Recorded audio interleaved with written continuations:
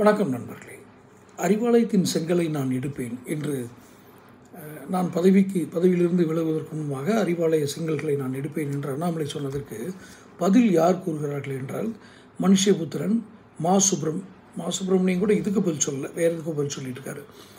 சேகர் பாபு இது போன்ற நபர்கள் தான் திமுகவிலிருந்து பதில் சொல்கிறார்கள். இதில் ஒரு தப்பு கணக்கு இருக்கிறது. என்ன, ஸ்டாலின் மிக குறைவாக மதிப்பிடுகிறார் எதிர்க்கட்சிகளை.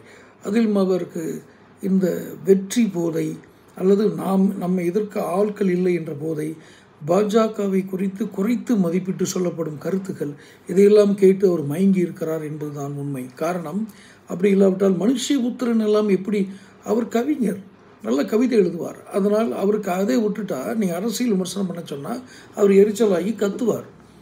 ஏன்னா அவர்கிட்ட விஷயங்கள் இல்லை. அவர் எங்கேயாவது கொடுக்குற டேட்டா வாங்கிட்டு போய் ஒரு டிபேட்டில் கலந்துக்குவார். அதை யாராவது அவரை பீட் பண்ண மாதிரி பேசினா உடனே எரிச்சல் பட்டு அவங்களை எரிச்சல் பண்ணி பேச விடாமல் தடுக்க வைப்பார். சரக்கு இல்லை. அவரை கொண்டு போய் வச்சு இவர் பதில் சொல்ல பார்க்குறார். மனுஷபுத்திரன் மேலே நான் அவருடைய மிகப்பெரிய ரசிகன். அவருடைய கவிதைகள்லாம் அவ்வளோ அருமையாக இருக்கும். ஒரு முதிர்ச்சியான கவிதைகளாக இருக்கும்.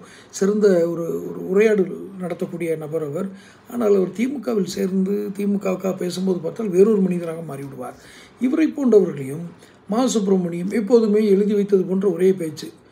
அவரையும் சேகர் பாபு பாவம், அவருக்கு வடசென்னையில் ஏதோ இருக்கிற ஆட்களை வச்சு கொஞ்சம் பலமாக நின்று பஞ்சாயத்து பண்ணுற அளவுக்கு ஆள் தான். அதில் தான் ஒரு பலம். அவரை போய் அறிக்கை விட வச்சு ஸ்டாலின் திரும்ப என்ன தப்பு பண்ணுறாருன்னா அண்ணாமலையை வளர்த்து விட்றாரு. இதை இந்த மனுஷபுத்திரனும் மா சுப்பிரமணியமும் சேகர் பாபுவும் இவர்களை வைத்துக்கொண்டு 2026 தேர்தலை இவர் சந்திக்க வேண்டும் என்றால் நிச்சயமாக கூறுகிறேன், இவர் படுதோல்வியை சந்திக்க தயார் விடுவார். காரணம், இன்னும் பின்னால் இருக்கும் வாக்கு வங்கியில் எல்லாம் சரிந்திருக்கிறது. நான் புள்ளி வரும் இல்லாமல் சொல்லவில்லை.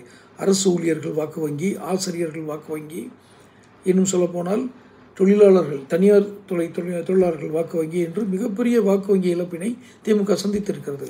இது போன்று பொறுப்பற்றவர்களை வைத்து பேச வைத்தால் சுத்தம்.